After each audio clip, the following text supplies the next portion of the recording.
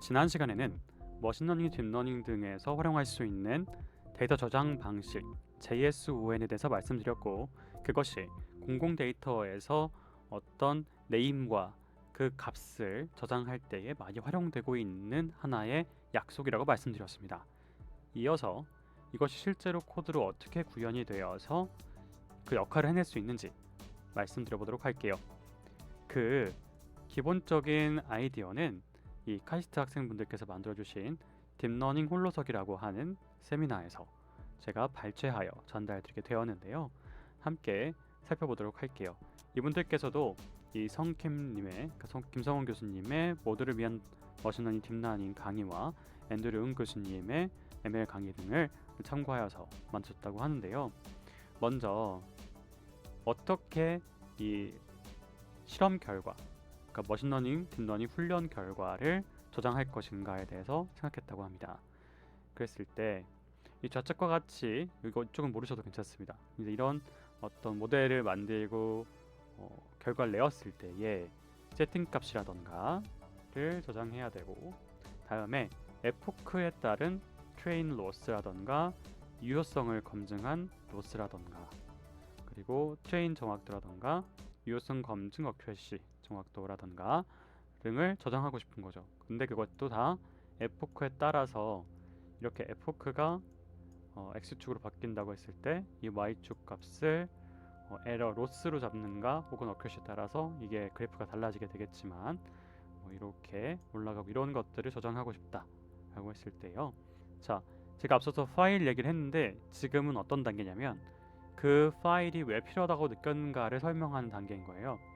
즉, 처음에는 원래 실험 결과들을 딕셔너리에 넣고 리스트에 하나씩 어펜드 하면서 이 프로세스가 끝나고 나면은 최종적으로 확인만 하자, 이렇게 원래는 진행을 했다고 한다면, 그것이 아니라 중간에 뭔가 인터넷이 튕기거나 혹은 프로세스를 종료해야 되는 상황이 온다면이라는 가정을 하게 됩니다. 이게 생각보다 자주 일어날 수 있는 일이 무엇이냐면, 이 훈련을 막 해요. 훈련을 막 에포크를 막 증가시켜요. 그러다 보면은 우리가 갖고 있는 컴퓨터의 메모리가 막 계속 쌓여갈 거잖아요. 그러다 보면은 일정 여기가 이걸 넘어갈 수가 있어요. 오버플로우가 일어날 수가 있습니다. 그러면 당연히 우리 컴퓨터가 멈출 수가 있죠. 이 전문 용어로 뻗는다라고 표현하는데, 그렇게 되는 경우가 있고, 혹은 우리가 콜랩, 이런 말하자면 클라우드 서버를 빌려서 활용을 하게 될 때예요. 일정 시간 안에 이걸 해결하지 못하면 그냥 종료해야 되는 상황이 벌어져요. 바로 이 프로세스를 끝내야만 하고, 그런 다음에 뭐 재접속을 한다거나 다시 처음부터 구동을 시켜야 되는 상황이 옵니다. 즉, 램이 올라가 있던 지금까지 실험 결과가 다 사라져 버리는 거죠. 그러니까 이러면 안 되죠. 당연히 저장을 해야겠다라는 생각이 들게 된 거고, 하드디스크에 저장을 하시면 그 중간 프로세스가 멈춰도 결과들은 남아있을 수 있다라는 겁니다. 어떤 식으로 저장을 하면 좋을까? 그때 떠오르신 것이 바로 JSON 포맷을 활용하자라는 것이었어요. 그런데 확장자는 알겠는데, 그럼 파일 이름은 어떻게 지정하는 것이 좋은가에 대한 아이디어가 그 다음 제시되어야 할 정보입니다. 그래, 딕셔너리는 JSON 형태로 쉽게 저장할 수 있군이라는 아이디어가 떠오르셨지만, 파일 이름을 그냥 단순하게 exp1, 2, 3 이렇게 계속 가버리게 되면은 일단 어떤 실험인지에 대한 정보도 아예 없고 숫자만 계속 늘어나게 되죠.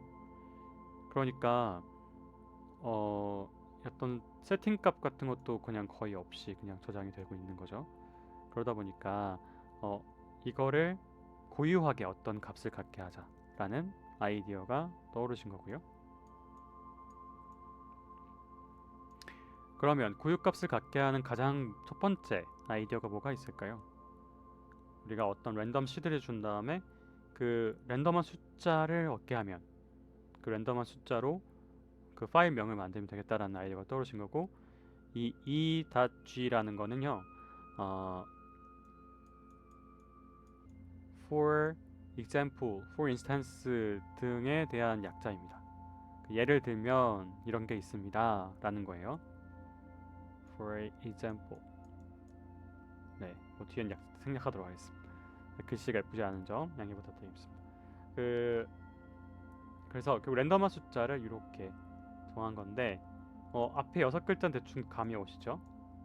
우리가 날짜를 정할 때 앞에 20 생략해서 2019년 몇 월 며칠 이렇게 전환하기도 하고 그 뒤에 뭐 랜덤한 숫자를 지금 넣었다고 생각하시면 되겠죠. 그런데 이것도 좀 제한이 있다라고 생각이 드신 거예요. 왜냐? 그냥 똑같은 세팅으로 한 번 더 훈련해 볼 수가 있게 되는데 예를 들면은 조금 세팅이 잘못되어 있어서 그 관련 데이터는 의미가 없어지고 다시 덮어쓰기를 해야 되는 상황이 생길 수가 있어요. 생각해 보니까 이 구조가 잘못되었었다.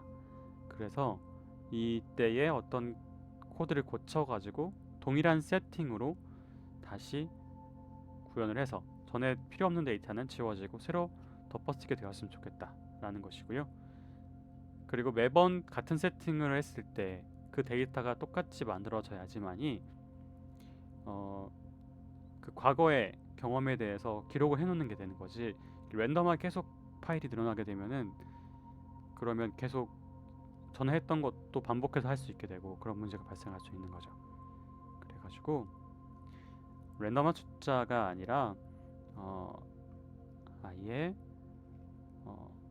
파일 제목에다가 변수값들을 넣어볼 수 있겠다라는 거죠. 변수값들. 레이어의 개수, number of layer라는 의미로 이렇게 묶음으로 하나 하고요. 뭐 히든 디멘전을 뭐 100으로 하겠다. 이런 식으로 해서 저장을 할 수가 있게 되죠. 그런데 또 역시나 너무 한정적인 정보만 들어가니까 파일 이름들이 겹칠 수밖에 없게 되고 혹은 이런 변수가 다양하게 있으면 파일 길이를 넘어가게 됩니다. 그런 문제들을 발견하셨죠.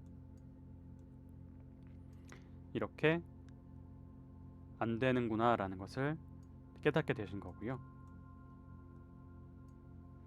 그래서 실험 이름을 지정하고 그 다음 실험 세팅 값의 해쉬라는 것을 이용하자. 이런 아이디어가 생각나신 겁니다. 그런데 이때 처음 알게 되신 이름이 하나 있죠. 해쉬가 뭐지? 자, 이거는 관심 분야가 어디냐에 따라서 굉장히 달라질 수가 있어요. 어떤 분들은 이 해쉬란 말이 익숙하신 분도 계시겠지만 상당 부분 아니실 거라고 생각하는데요. 자, 이 해쉬에 대한 설명을 제가 드려볼게요. 이 해쉬에 대한 설명이 사실 그 세미나에 빠져 있었기 때문에 드리려고 하는데 이런 식으로 JSON 파일을 임포트하는 방향으로 이렇게 진행하게 되고 save exp result 그러니까 실험 결과를 저장한다. 그런 함수를 define 하고요. 그 다음에 그런 저장을 불러온다 라고 하는 함수를 이렇게 define 하게 됩니다. 이것들에 대해서 해쉬를 활용하게 되는데요. 이 해쉬lib라는 것이 그 라이브러리의 이름입니다. 그 해쉬lib이라는 게 무엇인지 함께 살펴보기 위해서 이렇게 드래그해서 검색을 하시면 이렇게 검색이 돼요. 이 docs.python.org니까 공식 문서라고 보시면 되겠는데 다양한 보안 해쉬라는 말을 보실 수가 있어요. 보안 해쉬다. 이 해쉬라는 말에 대한 설명이 그렇게 상세하게 되어 있지는 않습니다.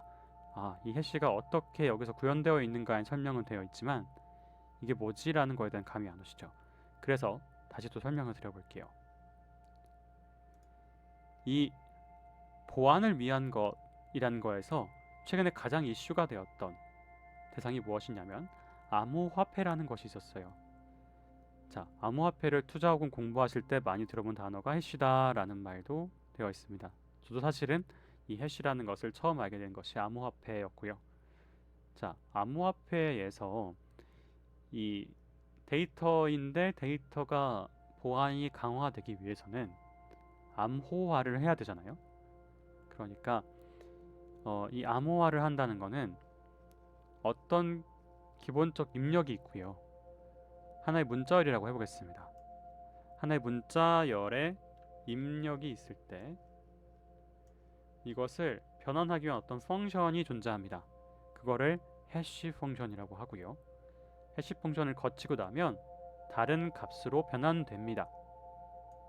그게 암호화된 코드가 되는 거죠. 그래서 이거를 매칭시켜서 말씀드리면은 하나의 문자열이 이렇게 입력이라고 보시면 되고요.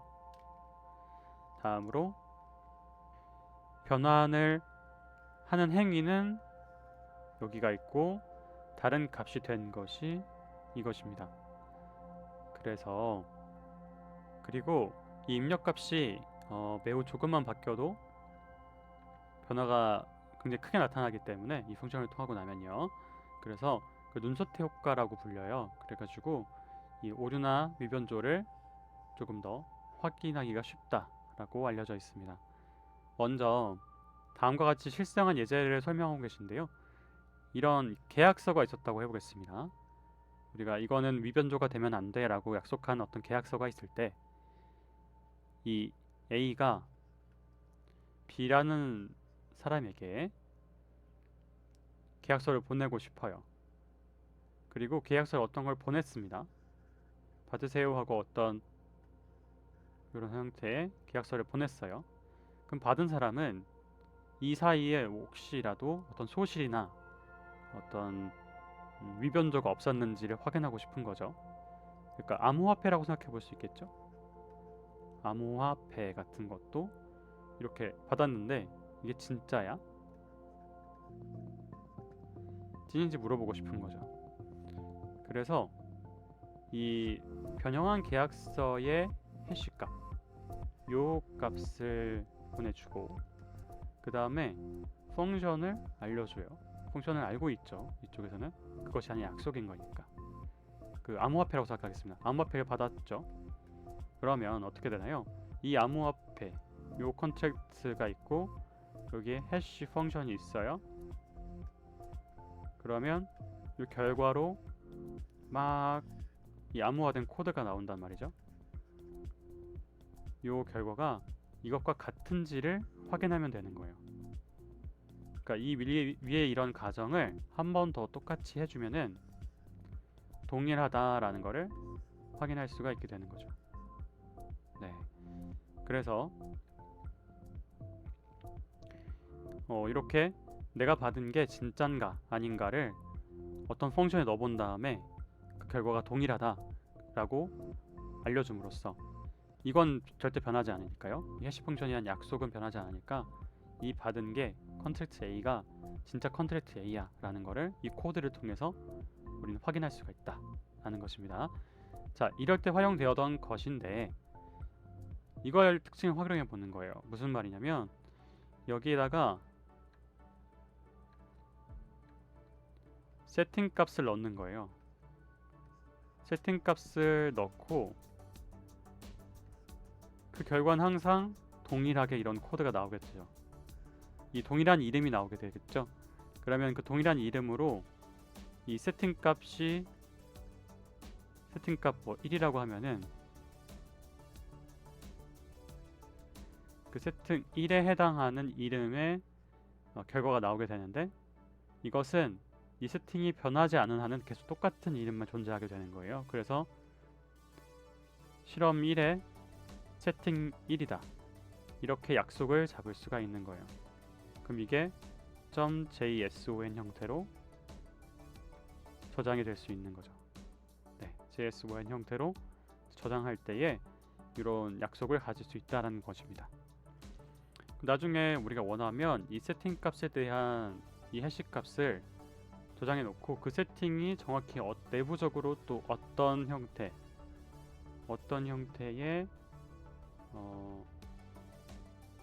뭐 넘버 레이어 같은 것들이 저장이 돼 있고 히든 레이어가 몇 개가 있고 그런 것들을 이렇게 따로 또 테이블화 해놓을 수도 있겠죠. 아니면은 뭐 문서화 해놔가지고 이 값이 이것이었어 라고 나중에 우리 찾아가서 볼 수가 있으니까 이런 약속을 정해놓고 단지 이게 랜덤하지만 완전히 무작위적인 랜덤이 아니라 어떤 약속에 의한 랜덤 값이 나오도록 만들어주는 것이 바로 해쉬가 되는 것입니다. 그래서 이 해시립을 이용해 가지고 어떤 일정의 약속을 거치고 나면 그 키가 만들어지는 겁니다. 보시면 여기 키라고 적혀 있죠. 보통 그 암호화폐에서도 키라고 불러요. 그래서 해시리브를 활용하는데 이때 사용되는 메소드는 SHA1이라고 하는 그 이름의 메소드가 있어요. 이게 유명한 그런 해시 펑션인데요. 그냥 이름을 그냥 외워버리시는 게 더 편하십니다. 그냥 해시 펑션 HA로 외우셔가지고 S라고 앞에 붙여서 1이다 이렇게 기억하셔가지고 하면 되고, 이 안쪽의 약속은 이 세팅, 이 기본적으로 만들어 놓은 세팅이 있을 텐데 이 세팅을 만든 다음에 그 세팅을 바로 넣어요. 그리고 그걸 인코드 하겠다라고 약속을 합니다. 인코드 하겠다고 약속을 해서 이렇게 sh1을 진행을 하고요. 그 뒤에는 좀 상세한 부분이어서 조금 지나가도록 하고요. 그렇게 만들어진 해시키가 있어서 해시키를 ESP name, 그러니까 experiment name과 실험 이름과 함께 해서 이렇게 JSON 파일 이름으로 만들어주도록 하는 것입니다. 이걸 조금 더 이해하시기 편하도록 한번 진행을 해보려고 하는데요. 자, 이 아래 거는 이제 잊어버리십시오. 그냥 여러분들께 보여드리기 위한 하나의 예제였으니까.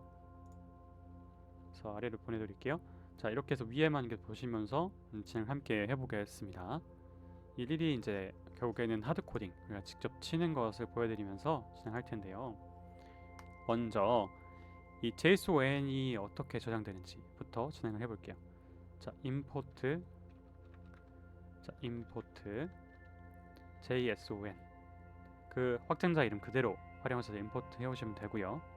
다음에 예를 들어서 다음과 같은 딕셔너리를 수행해 볼게요.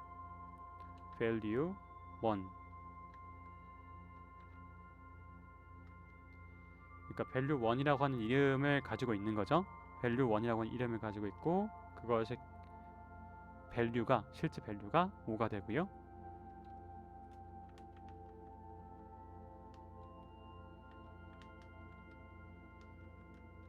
(2)가 10이라고 해보겠습니다.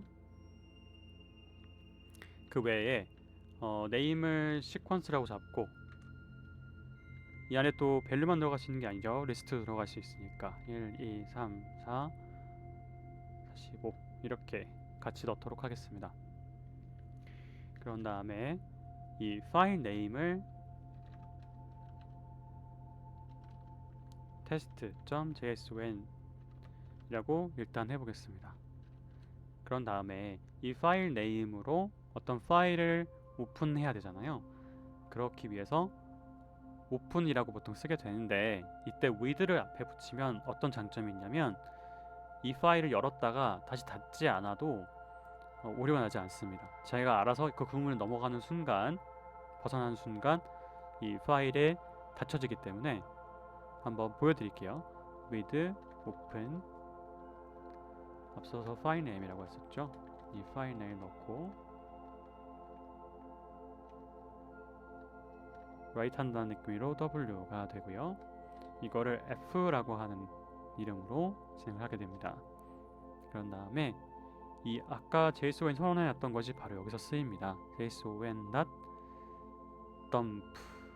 덤프 트럭이 어떤 그 대상을 이렇게 쏟아붓잖아요. 그러니까 A를 F로 쏟아붓는다라고 하시면 돼요. A가 아까 뭐였나요? 아까 선언해 놨던 딕셔너리랑 리스트 포함된 이런 형태, 그것이 A로 이렇게 존재하고 그 A를 F에다가 덤프 이렇게 넣어서 이제 라이트를 하게 되는 겁니다. 그래서 이거를 이제 확인해 보면은 결과를 이제 알려드리려고 하는데요. 제가 여러분들께 보여드리기 위해서 이 렉3라는 곳에 이제 지금 파일을 실행했었기 때문에 아래와 같이 이 test.json이라고 하는 파일이 만들어진 것을 볼 수가 있습니다. 네.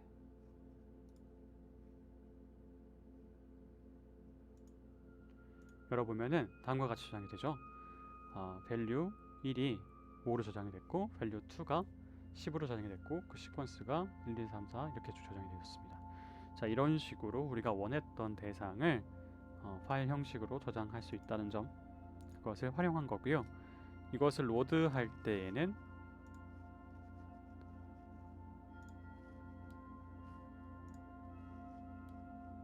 자, 다음과 같은 방법을 활용합니다. with 네, 위에 똑같이 있으니까 직접 치면서 같이 보여드릴게요. with 오픈하고요. 그 다음에 파일 네임 똑같이 넣을게요. 그리고 이땐 r이겠죠. 이 위에 그 test.json을 불러온다라는 거예요. 그래서 그걸 다시 또 f로 불러와 보겠습니다. 그런 다음에 result는 JSON을 로드한 것입니다 라는 의미로 이렇게 됩니다. 그래서 이제 그걸 한번 프린트 해볼까요? print result 해보겠습니다. 자, 이렇게 앞서서 우리가 파일 저장해 놨던 것들을 불러와 가지고 확인할 수가 있다는 것, 이렇게 JSON까지 함께 살펴보았습니다. 자, 이제 다음으로는 해시 값으로 그 파일 이름을 저장하는 것에 대해서 말씀드려 볼 건데요. 이제 해시에 대한 설명과 그것이 좀 와닿지 않으시는 분들은 여기까지만 들으시면 될 것 같고, 이 뒤에부터 이제 해시가 어떻게 적용되는지 말씀드려 보겠습니다. 자, 해시에 대해서 활용하기 위해서 임포트 해오게 되겠죠. 해시 lib라고 불러오게 돼요. 이때 세팅 값을 어떻게 할 것이냐, 앞서서 우리가 a라고 했던 거 있죠. 그걸 한번 그대로 가져다가 써볼게요. a였던 건데 그냥 세팅이라고 하죠. 뭐 이렇게 했고요. 그 다음에 이것에 대한 이제 해시 키를 얻고 싶을 때는 이렇게 하는 거예요. 해시 키 hash lib를 이제 활용하게 되겠죠. 그리고 그 메소드 이름 자체가 sha1이라고 하는 약속이 있는 거예요. 이것이 이제 암호화할 때 활용되는 펑션 이름이다, 이렇게 생각하시면 되고요. 이때 이 세팅을 이제 바꾸고 싶은 거죠. 세팅을 바꾸고 싶을 때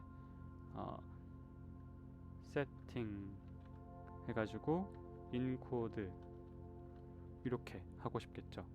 그 뒤에 이 부분은 우선은 패스하고 이렇게 붙여서 쓰는구나 라고만 대충 기억해 주시고요.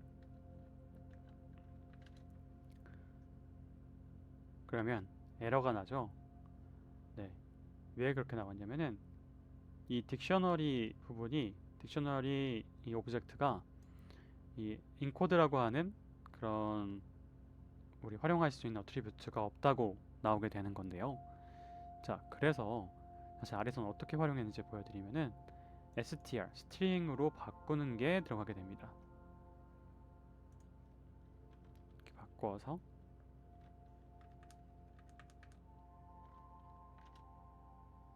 이렇게 하면 해시키가 만들어졌고요. 해시키를 한번 프린트 해보도록 하겠습니다. 네, 이런 특이한 게 하나 만들어졌죠.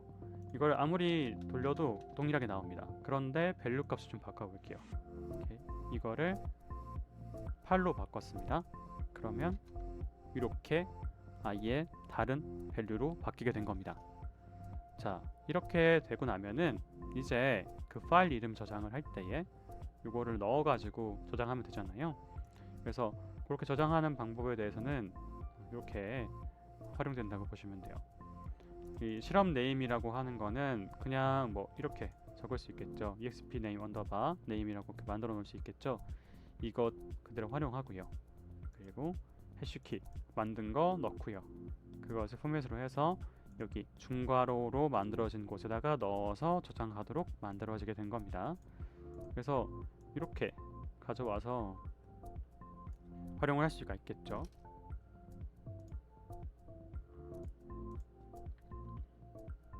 근데 ESP 네임이 아직 선언이 안 돼 있으니까 ESP 네임을 일단 가져오겠습니다.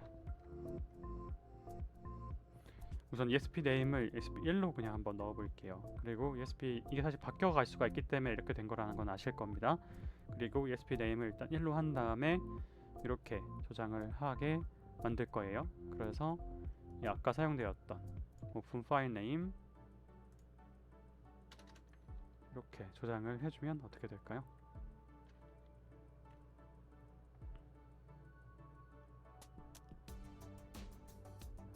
왜 안 됐냐면 리절트라는 지금 폴더가 없으니까 그런 거였는데요.